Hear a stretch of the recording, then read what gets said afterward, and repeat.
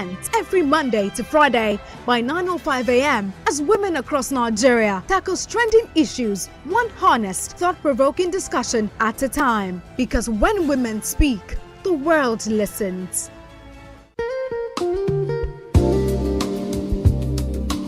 All right, a very beautiful morning to you. Thank you so much for staying with us right here on your Women Radio WFM 91.7. It's 8 minutes after 9.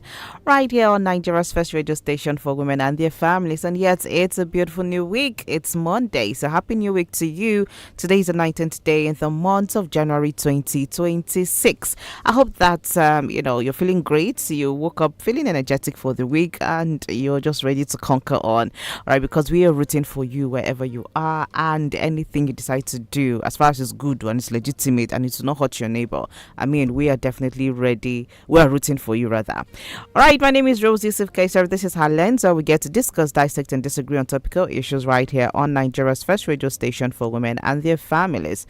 All right, and on her lens, I have the ladies of her lens who have joined in this morning. We have Buki, Femi, Angela. Good morning, Buki. Happy Monday. Happy New Week. Everything. Yeah, good morning. Good morning. Yes, happy new week. Yeah, I mean it's the first working day of the year, of the week, Week. of the week. Yeah. So I want to thank God. How is everybody? Alan's family. How are you? I don't even know about good morning. And I will probably also want to talk about my experience yesterday, Okay. if you do not mind, Please go ahead. Let's because see. it saddens me a bit. At some point, I had to even call it Binabo, she's my pally. And that has to do with numbers to call for assistance, on the Lagos-Ibadan Express Road. We're coming from church around 3. I'm sure a lot of people will be aware of it, because news carried it and people have talked about it. Yeah, involving about five vehicles. I think it happened maybe about 3 minutes to the time we got there. I mean, I want to thank God for that. Not that we have two heads, but it's just the mercies of God.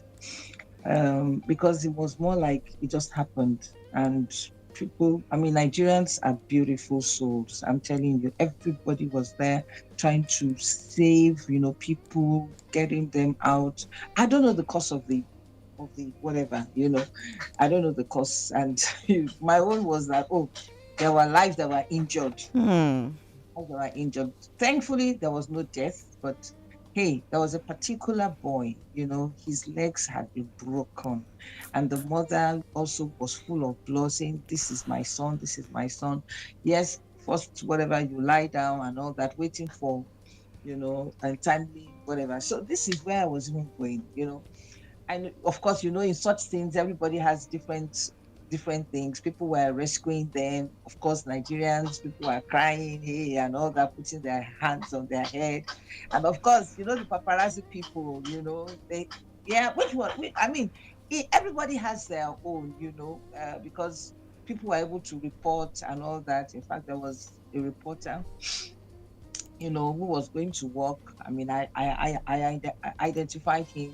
So he quickly, took it and posted it online, and it went viral and all that. But this is my own. So I looked at it, I said, okay, what can I do here? Okay, quickly, let me call. So thankfully, I had saved some numbers. And that is my own point today. I'd saved some numbers.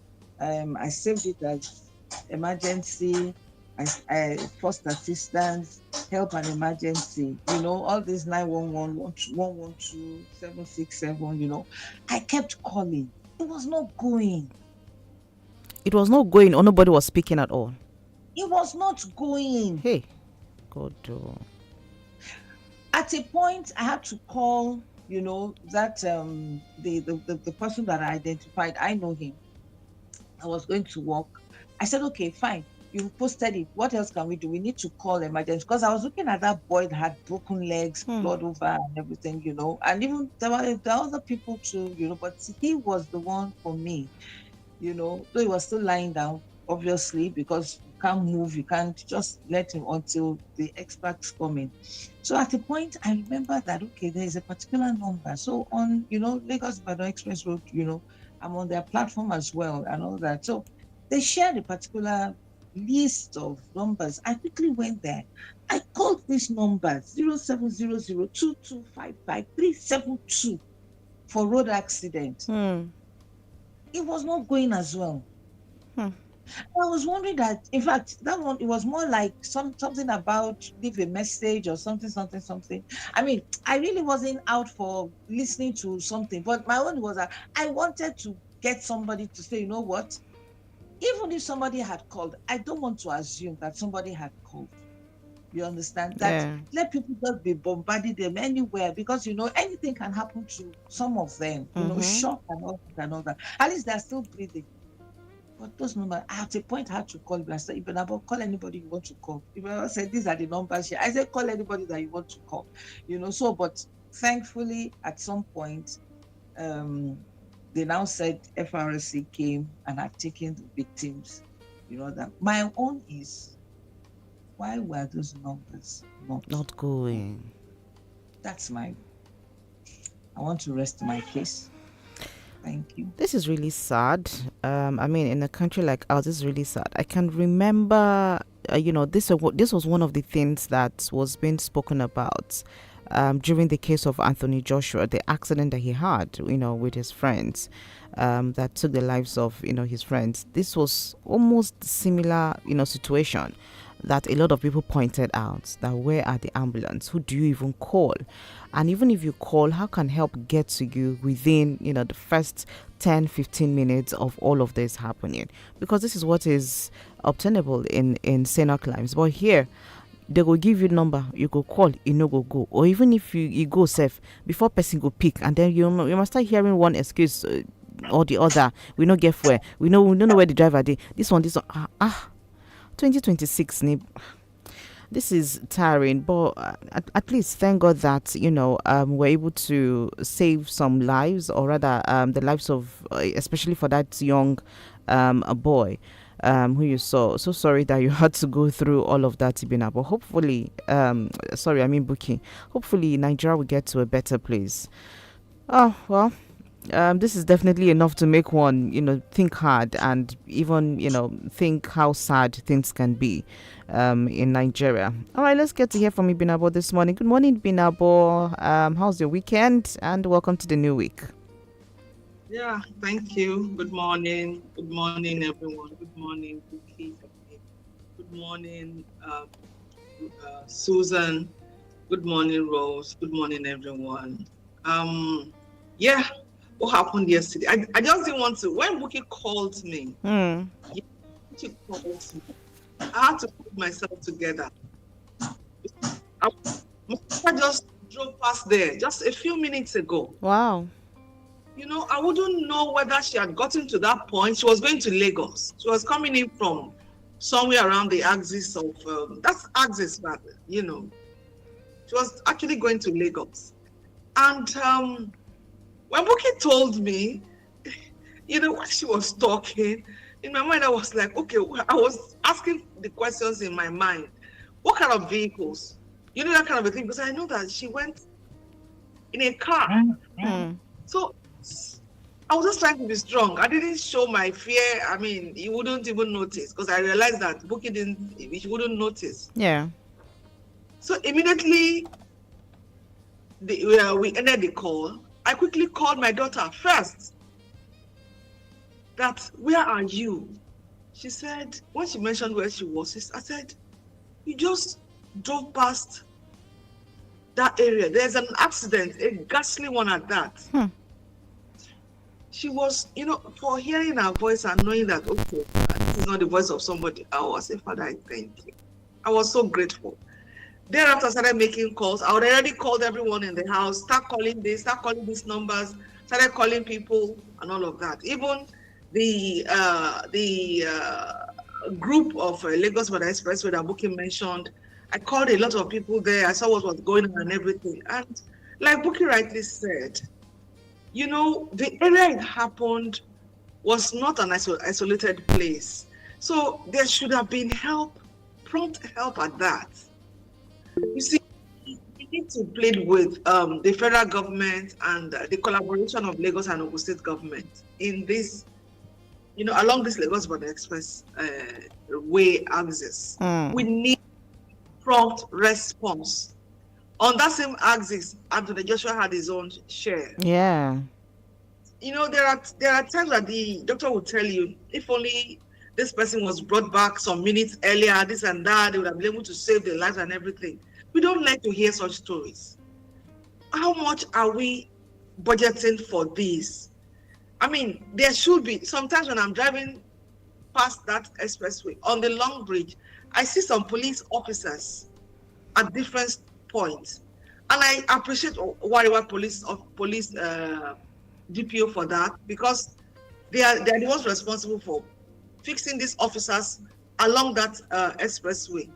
But how much can they do? It's just a small police station. So how much can they do?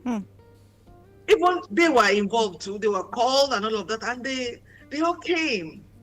But you see, we should have an emergency team for that expressway, and we should have numbers that once you call, somebody is speaking and attending to you, and encouraging you to calm down, that they are coming and everything, because it is so frustrating. You are witnessing something that is heartbreaking, and you try to connect for help, and you can't even get through. It is devastating. It is frustrating. It makes you become so afraid of life and of the country that you are living in. So please, I'm appealing to the government. The collaboration of Lagos State and Ogun State is imperative along that expressway, and also the federal government. And I want to plead with the Federal Road Safety Corps, pay more attention to issues like this than looking for some young guys to, you know what I'm talking about. Please, yesterday was not funny. When you hear stories and when you are now almost at the scene, and you are watching everything, you are watching people gradually lose their lives because help is not coming on time. It is frustrating. It can give mess. Please, I'm appealing to the government. Let's do something. Let all these numbers function. When these numbers are called, there are responses, and help will come with immediacy. I know that Lagos State government is really trying in terms of emergencies and everything, but we need to add more effort to whatever we are doing. And I want to thank all Nigerians. Nigerians are lovely people. They are very kind people. I just pray that all things will work together for our good, and this kindness that we have in our heart will not just away because of the situations we have in the country and the economic hardship that people are facing. Thank you. All right, thank you, Binabo. Buki, you wanted to add something to that before we head on to hear from Susan? I want to bring to their attention, because I have to call, the people that are community leaders, along that axis and all that. I'm sure Binabo would observe this, particularly at that stretch. The roads, those roads that link the roads, I don't know what they call it. People have removed it. So when you are coming, you will not know, particularly if you are not a frequent flyer on that road. If you are coming with the normal speed, you're not even over speeding. Once you get into that bump, I think there are about 2 or 3 areas. Somehow, in your mind, you say, "Oh, I should have averted," or something like that. And before you know what is happening, and I don't know what caused it, because a trailer fell, on the side. We don't know. And then there are 4 cars. I've just confirmed now. There are 4 cars. But thankfully, as at the last report, there are no deaths. So they're still treating, the injured victims. But this is my point. I think that road belongs to federal government. Yes. Of maintenance. Those particular areas, even going to and fro, these areas are there. A lot of times, you want to veer off, or you just take a chance, just enter the bump B, and you move out, which also impacts the car. But there are times that you probably want to, if you don't know, and you move nearer to that place, and you now see that a particular place there is a gap, you probably want to veer off, and it's an express road. So my own is for maintenance. Can they begin to do these things and fix this road? I also know that they had fixed it, and previous people have gone to carry the rod. These are Nigerians too. Are we helping ourselves? Then, even on this road, I think they need to look at it. Why is it that many a times trailer will always fall, particularly at that, the, what do you call that particular spot? Even about, please help me. That almost all the time, trailer is Dollar. always falling. Trailer is Whatever. Otedola $100, Bridge, yeah. trailer is always falling. So what is it? You understand? So these are issues that they also need to look at, because we don't want anybody to lose their life in 2026 Hmm. You know, from road accidents anyway. quickly, in addition to that, I feel that these haulage companies are not doing enough, because I know that you can't always follow your drivers everywhere, but there should be stringent measures in place to punish them when they have issues like this. Sometimes when we are driving from 7 area, you are heading towards Berger, the kind of speed this articulated vehicle drivers apply, they speed so fast, and that Otedola area kind of slopey. Though there was a reconstruction that reduced the steepness of the road. If a road is slopey and it is very steep, I mean, any vehicle, mostly all these articulated vehicles, could easily topple and then overturn or whatever. But the speed with which they move, they are not conscious of the nature of that axis to even slow down. And you know that when you drive, when you get to a slopey area, even without you accelerating, the vehicle is moving by itself, let alone you are even accelerating as well. So that would increase the speed. And sometimes when they are on top speed and there is maybe somebody just maneuvered or misbehaved on the road, before they try to control and everything, they try to swerve or something, and then they just fall and create accidents, cause accidents. So there's a lot to be done. Maybe it will get to a point where they will create a particular lane for these trucks, just like they did for BRT, because I don't understand it. Some of them are so reckless, they don't care, and they will be speeding without putting into consideration that they're not the only ones on the road. And of some of our commercial vehicles, the drivers are reckless as well. So you see, sometimes you just look at everything and wonder, where are these people from? Maybe if the road safety officers have been punishing these truck drivers, appropriately, exact the right pressure on them, punish them accordingly, maybe that will serve as a deterrent. Because most times when they are arrested, then that's when you see the owners of these vehicles, they'll come and begin to speak one kind of English.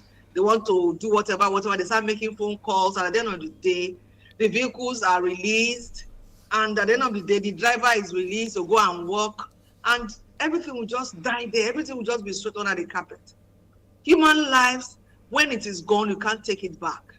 So, I mean, there are so many needless accidents and needless deaths on that axis. Sure. The government must do something.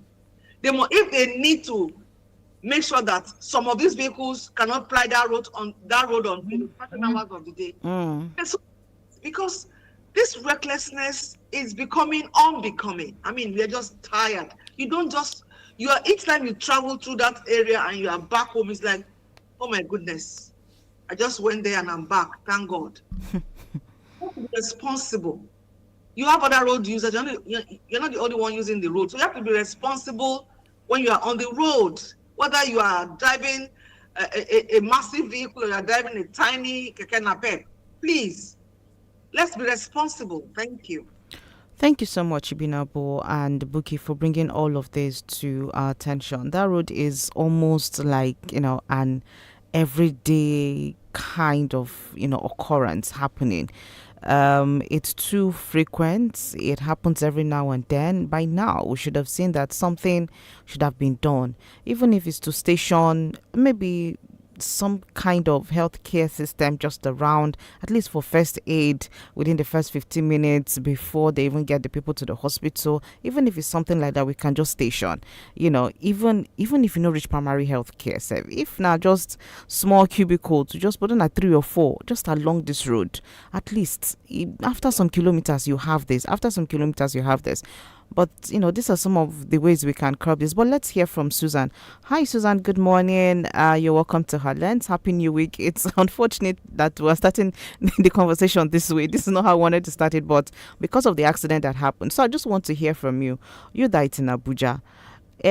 How is it? How fast do we have responders, let's say first responders, come in when it comes to accidents happening along Abuja road? Do they also have numbers that when you call nobody responds, or when you call doesn't even go through?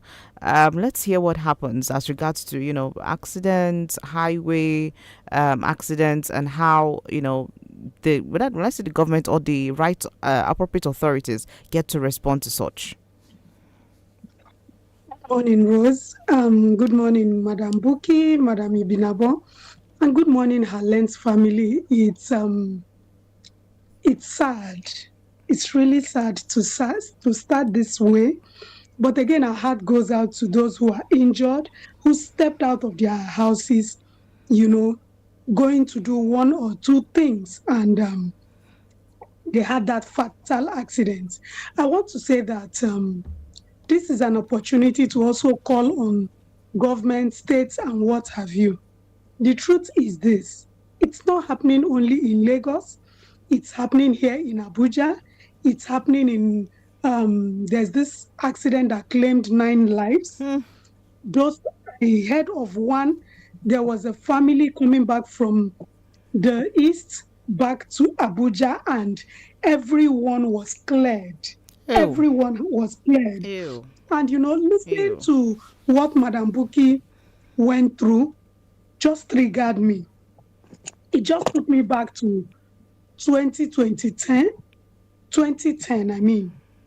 When I had an accident and my entire family was in that bus, except one of my sisters who was in the university at the time in the east. And so usually we travel, you know how we travel. And so that bus somersaulted. It was a fatal accident, but it was just God and the goodwill of Nigerians. We might be everything that we are. We might bring out our phones, to make videos, but we are good people. In the midst of it all, we survived that accident. In my family, I and my mom were the ones who were injured from our family. I broke my arm. And at the time, I was not even using a wheelchair. I was using crutches. So imagine someone who was using crutches who broke her arm, added to the leg. But this is God. Sometimes I look at God and I'm like, I'm in awe of you. Nothing happened to my legs. And these legs, in an 18-seater bus, these legs were under the chair. You need to see the way that bus tumbled. These legs were under the chair, but nothing happened to the legs. Now, back to what we are saying, so that I don't make it a personal thing. But it just reminded me, I had this flashback because I was bleeding. My hand was broken. I couldn't help myself. I needed to depend on people. And so by the time you... Hi, Susan. By the time you spoke about this thing, it just reminded me of that trend. You see, the trend in 2025 is what has shaped the trajectory of 2026. There's no magic. What was happening in 2025? Was there an emergency response? Are these people trained and retrained? You call all of the helplines. that we have in Nigeria, not only in this sector, they are not functioning. It's absurd. You pick up your line and you are calling for help and none. When Madam Buki was talking about the guy who broke leg and everything, in my head I just said, that's one more person added to the community of persons with disability. Even if that person gets to be treated, he might not be perfect as he used to be. Because even for me, Susan, after that accident, I didn't come out complete. That hand up till today still has issues. So my bra strap can never stay on this particular place. Because once it sits there, this is how many years later? This is about 16 years later. But that pain is excruciating. So even when I'm sleeping, I can't lie down for long on this part of my body. That's an added wahala on the one I already have. And so this is a clarion call, to the government, to the states. Behind every accident, behind every statistics we have out there are human lives. Families are shattered. Children are lost. Fathers and mothers are lost. Let's be intentional. We cannot keep, Madam Buki and Madam Ibnabo have said so much. We cannot keep going back and forth on some of these issues.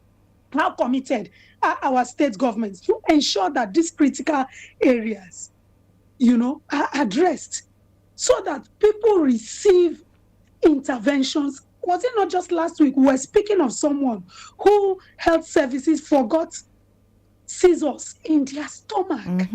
We cannot keep repeating these mistakes. It just shows that there's a lack of commitment of the government to the citizenry. And so I ask, what is leadership without your citizens? Nigerians are suffering so much. We do not need to add these extra layers of pain and discomfort to our citizens. It doesn't speak good. All state governments, it's not only for Lagos-Ibadan Expressway. I have heard of several. Is it Bauchi here? Is it Yobe? Is it here in Abuja? And in Abuja is worse because we have many roads. Compared to Lagos, you might even have some level of traffic that might block. Here it is just one way. You have multiple sets of accidents. What are they doing? How effective are the 911 and all the numbers they put out there for us to call? Are these people undergoing training or because they now have uniforms? We are not thinking that continuous training. Late last year, Madam Buki was off and on, I was off and on, everyone was just off and on. Why? We needed to build capacity. That is the only way we can come out and engage effectively. So the fact that people are placed in these places does not mean that they do not need training and retraining. No, they need to keep training so that, they can even. All right, Susan, we seem to have a little bit of network be posted out. Okay. The new people would need to be trained so that when they see something happen, immediately they call for response. What is the response system? What is the level of response that Nigerians get when there are cases of emergency? That accident that happened to me, I am from Imo State. It happened in Anambra State on a Sunday morning. If not for Nigerians going to church that morning, I don't know what would have happened to I and my family and other families. It was these people that I was the last person that was removed from that bus because of how my leg entered under the seats and everything. And they had to find a way to pull me out from one side of the glasses that they had broken. It was Nigerians. It wasn't any emergency, whatever. It was after we were brought out, I think someone called Red Cross. Red Cross came, to try to tie my hand, try to give us some level of first aid, give us drugs to take. And we had not eaten, so they bought milk and everything. It was strictly Nigerians. And this happened in 2010. Rose, 2010. 26 is getting worse. Let me not use that other word. It's getting worse. So what are we doing? This is a call to our government at all levels to please address our health sector, address the emergency response on the roads. Because by the time NGO people start setting up things now to come into, you will say they want to take over your job. You start questioning You them. But what get. are you doing You to get. bridge that gap? It's disheartening. Thank you. Thank you so much, Susan, for giving us your experience on this, because sometimes these things hit us at different points. And a lot of times, if you have not seen it or if you have not faced it firsthand, you might not just understand, why we sit down and talk about all of these things. So don't wait for it to happen to you before you're able to lend your voice to this. This is your Women Radio WFM 91.7. It's 22 minutes to 10 on the side of the radio, and this is the program Her Lens, where we get to discuss, dissect, and disagree on topical issues right here on your Women Radio. My name is Rose. I have Susan, Ibinabo, and Buki with me this morning, and we're looking at the accident that took place at the Lagos Ibadan Expressway that Buki happened to witness just at maybe just a few minutes intervals that happened, and she was there looking for how to get care or get an emergency kind of response for all of the victims there. So I just hope that we're able to get something out of this morning. We need to hold our government accountable. We need, because at the end of the day, no matter how we talk that Nigerians this, Nigerians that, we still, I think to a very large extent, we still love one another. If not, we'll just not be seeing how citizens come together to rescue people who have been involved in one accident or the other, especially road accidents and even domestic accidents at home. So Buki, your hands are up. You want to say something to all of the Oh, conversations? no, sorry. Sorry. Okay. I think that's the last one. Sorry. All right, fine. Ibinabo, how about you? Any final words for this before we head on to the next thing to want to talk about? Yeah. There's so much thickness in the air. Let's lighten it a bit. Today is my daughter's birthday. Oh. Happy birthday! Take care for her. Happy Happy birthday. beautiful princess. Happy birthday. So I want to say that, okay, I haven't talked about the accident and everything. Everywhere got tense. Let's lighten up the atmosphere with this. It's her birthday today. She just got into the group of aunties. The teenage years, but now she is, that age you get to that you can vote and be voted for, but not as a teenager now. Yeah. You get what I'm saying? So I just want to bless the name of the Lord for it. I want to thank God, because even as we are discussing about the Lagos Ibadan Expressway, that what happened yesterday. She just drove past, just quite, not up to 5 minutes. And, so I'm particularly grateful to God, without meaning to say that those who got involved in that accident were not loved by God. I'm just being grateful to God. I thank God for her life. I thank God for the journey so far. And I pray that as she grows in the wisdom, knowledge, and understanding of God. She grows. She's a very intentional child. I pray that God helps her with all her endeavors. And I pray that she would always be a child that will impact our community, that will impact our family, that will always leave behind good, footprints, that she will be a joy to all who come across her. I appreciate God for her. Thank you all. Thank you for helping me to appreciate God for her. Happy birthday to her. We wish her all the very best, and we join you in all of the prayers that you have just said for her. She would bring all the joy to you and to her immediate community too, and she would definitely be a light in this chaotic world of ours. I'm sure that she'll be part of those who bring solutions to the whole world. All right, happy birthday once again to Ibinabo's daughter. All right, so yes, yep, Chantel, that's her name. Yes. Okay. Yes. All right. What a pretty name. It's okay. Maybe I'll So just I'll just tag it are we somewhere. jamming today? Ibinabo, are we jamming today on her behalf? You don't hear say na Lagos thing dey happen. Madam Ibinabo, my amala is long overdue. My amala is long overdue from your birthday to Chantel's birthday. Ejo, settle me a share in advance. Thank you. Settle us in advance. Women Radio will bring us together one of these days, and when they do, all the amala and everything will be eaten. And Buki, don't worry, we will jam. You know where we know how we roll now. Exactly. Now we know our spot. It's okay. Oh, Susan, we say we go soon find our own spots. No wahala. Just for me and you. Okay, no. All right, please do well to be a part of the program by dialing 07000 917 917. You can also dial 09155 917 917. Our toll-free line is up and running 0800 1235 917. Please feel free to send us WhatsApp messages on 0703 175637 or 08155 917 917. Those are the numbers to get in touch with us this morning.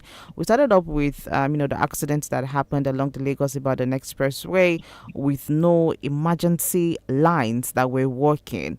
So what do you think we can do about that? What's the call to action here? And how do we continue to keep ourselves safe out there? Because at the end of the day, the government, we can call on the government to do its own. What we have to do our own bit here.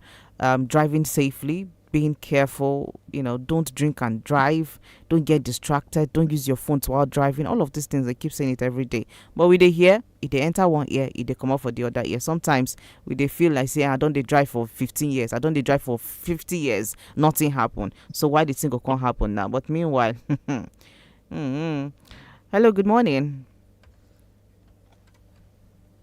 Hello, good morning. Good morning, ladies. Hi. Can you hear me? Yes, loud and clear. We can hear you. Good morning. How are you? Happy weekend, though. Thank you very much, Mrs. Oboli. You're welcome.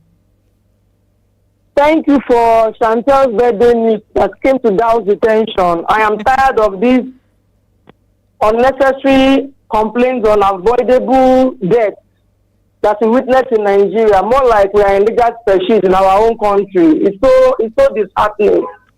After Anthony Joshua's friend's demise, I was thinking that by now we'll have an up and running emergency ambulance services that when you call them at the snap of your fingers, there will be no qualms. I watch movies and I hear people from the Western world when they come to Nigeria, these IJBs and you hear them telling you that when something happens, within split seconds, people are there to come and rescue people. And then you're asking yourself in Nigeria, am I an endangered species or am I an existential threat? They are asking yourself this question. It's so frustrating, so annoying. At this level of our lives, the only prayer you can be praying as a Nigerian is, God, don't let accidents happen to me. Don't let me be sick because you don't know what happens the next minute. You're either there lying in your pool of blood while you are shouting for people to come and save you, and people are just taking videos, using you to trend. And you're asking yourself, what exactly is wrong with my country? Can we not get one thing right in this country? I ask. Just one thing. Ask me, insecurity, zero. Banza, medically, zero. What exactly are we getting right? I just see, I've had it up to my head every time I'm asking myself, God forbid anything happens to me or my children in this country, who would come to the rescue? Funny enough, so ridiculous of a thing, when they come on air to reel out numbers, emergency numbers, the line will be going. But when it comes to the nitty-gritty, there's really time, the breaking point, you really need these numbers. All of a sudden, the lines won't be going. And you're asking yourself, what is the essence of a 767 or a 911 or a 117 number that you are dialing in dire need and that number is not going? We can do better. I don't want to sound like a broken record, but on medical issues and ambulance issues in Nigeria, we are already sounding like a broken record, repeating the vicious cycle every time. We repeat the same thing and nothing is being done. Whose heads have rolled? Who will be held to account? God forbid. You anything that happened to Suzanne. Now, what are we going to say? Look at how she's talking about her story. Binabo is saying that, everybody is saying that. And you're telling yourself, If it go be me tomorrow, who will come to my rescue? Enough of this already, Nigeria. If it is for us to stand up, we should just stand up and be up and doing. Not wait for casualties to happen and then we start approaching it reactively rather than proactively. Good morning, ladies. Happy birthday, Chantel. Thank you for this moment of red spice. And well done. I don't start to shout for 2026 again. Well, it's just how we find ourselves. Thank you very much, Isabelle, for calling. We do appreciate your call this morning and how you always speak passionately to a lot of the issues that we get to talk about on Women Radio. So thank you very much. So we just have about 12 minutes to go. So let's quickly touch on this issue. This one is also a sad one, and it drew a lot of attention. So we'll just quickly talk about it before we call it a day, and then tomorrow we touch on this budget issue. Maybe give it a lot of time tomorrow. Now, it's no longer news, or I'm sure that a lot of us have heard of the case in Kano State, where we had a housewife and 6 children murdered, all the way in Kano State. Now, this report is everywhere, but this particular one I'm reading is coming from The Guardian. It says Nephew and others arrested for murder of housewife, 6 children in Kano.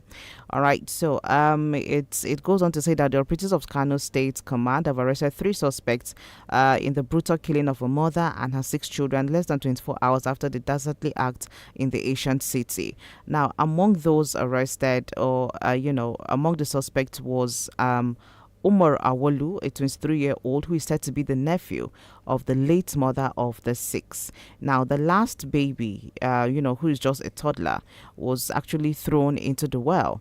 But thankfully, the police were able to get these 3 people involved in this, unfortunate, I don't even know what to describe it, act that we're getting to read. So I tried to find out from one of my colleagues who is in the north about this case, and I got to understand, he's also a journalist, and I got to understand that it was because of inheritance that the nephew went ahead to do this. And then we saw the video of the father.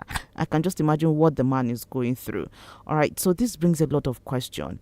Now, say I don't talk for here before, and it's something that we know now. My man, we know man, I'm the key man. Okay, so what could have been that bad? What kind of inheritance, or what could have been that bad that would get you to the point of killing the mother and her 6 children, and even a toddler who doesn't even know anything about it? In fact, the remaining 5 children don't even know anything about it. All they know is, who knows, maybe they've even been used to be calling you uncle. You're always coming to the house, and then you still have the mind to come around, get to other people. And this is not like the first case in that particular community. So they have been doing this a lot in that same community. But how do we go from here, or what do we do from here? So quickly, in just about two minutes from each of our analysts this morning. Let's start with you, Ibina, but just in a minute or two so that we're able to wrap this up on time. Okay. Honestly, I'm so short of words because, like you rightly said, when there's no crack on the wall, how Lisa won't take enter house now? Sure. So, we should begin to place human lives where we should place these lives. We should stop this placing such low, I don't know, I'm short of words, I don't know what to say. Because when I read this story, I was just there looking at it, not knowing even what to say, because in this particular case, a nephew was involved. Yeah. And I mentioned about inheritance. How do we place money above and beyond the life of human beings? Because of inheritance, who exactly is going to inherit? Is it the mother? Is it the children that he murdered? I can see that there's a lot of drug behind this. I'm not expecting them from what they have done, but to see, by the time police carry out their investigation, you will realize that there's an aspect that has to do with drug abuse. Because how do you go to your blood, your own flesh and blood, and hack to death the mother, and that 6 is your children. Your cousins, and even had to throw the baby into a well. Look at it. It is backed with a lot of drug abuse, and this goes to say that we should begin to look at above and beyond this particular situation now. What are you doing? Have you gone down the streets? Have you gone down go to some areas where young persons openly abuse drugs without fear that they might be arrested or something? It is disheartening. It is worrisome. The of drug abuse in Nigeria today is unprecedented. Okay. And there was a time NDLEA was so much on drug abuse, but I think there's a bit of toning down on that. So I plead that they come up, they rise up again, because all right. Now, drug abuse is the in thing. If you're not abusing drugs, you're not alive. Unfortunately. All right, Binabo, thank you. Buki, let's quickly hear from you in a minute or so. Then we wrap it up with Susan. Okay, so let me just leave the floor for Susan. I totally back up what Ibinabo has said, honestly. So let Susan. All right, so Buki is agreeing that this is all a case of drug abuse. So, because as far as Ibinabo is concerned, there's an underlying drug issue there. Susan, do you agree to this? And how do we begin to secure ourselves, even from family members that we should feel safe around? You see, that case is a case of man's inhumanity to man. Whether it is drug, whether it is, I don't want to know the bitterness, I don't want to know the hatred. Because the person knew that if they had tried to kill the baby, the noise would have attracted people. That was why they threw that infant into the well. Beyond drug, there is so much that needs to be uncovered. But how do we even begin to identify family members who are not really family members in the real sense? That's the issue. Because that was a targeted attack. He waited for the husband to leave. If he was man enough, the three of them, the suspects, why didn't they come in when her husband was still around? They allowed him to step out, and then they came in to do that. Whether it is drug, whether it is inheritance, I read that story more than 3 times yesterday, but I could not wrap my finger around it. Is there drug? I want to believe so. But beyond drug, this one made it to the headlines. Trust me, so many don't make it to the headlines. Exactly. And it is happening. Okay. So we should look at various, so that we don't pin it to drugs alone. There are so many underlying issues, especially around inheritance in the rural areas. A lot of awareness needs to be raised. Imagine if it was a woman. This is your brother. Imagine if it was a woman now. It would be very easy for them to say from where to where. They will just fling you and yank you off. You did not even think to leave anyone. You cleared an entire generation. Oh, wow. I beg. If I say what's in my mind like this, my sister. It's just unfortunate. Thank you. Thank you very much, Susan. And this is where we wrap it up for today. I hope we do better as humans. So now when you don't clear the whole family, wait till you can't gain. Wait, to what end? Well, thank you all so much, ladies, for being a part of our lens this morning. Let's do well to have a great week, and let's meet up here tomorrow at 9:05 a.m. God's willing, we'll be here to take on the program. So to each and every one of you who tuned in to listen, we say a very big thank you. Thank you to Mrs. Obuli who called in too. Do well to stay with us right here on Your Women Radio WFM 91.7. It's a new week, so please let's go out with so much energy to achieve and to get to see that things are being done in the right way and positively. Let's all try to make Nigeria better wherever we are and wherever we find ourselves. My name is Rose Yusuf Kaiser. Do well to keep your dialogue to Women Radio WFM 91.7. Good morning.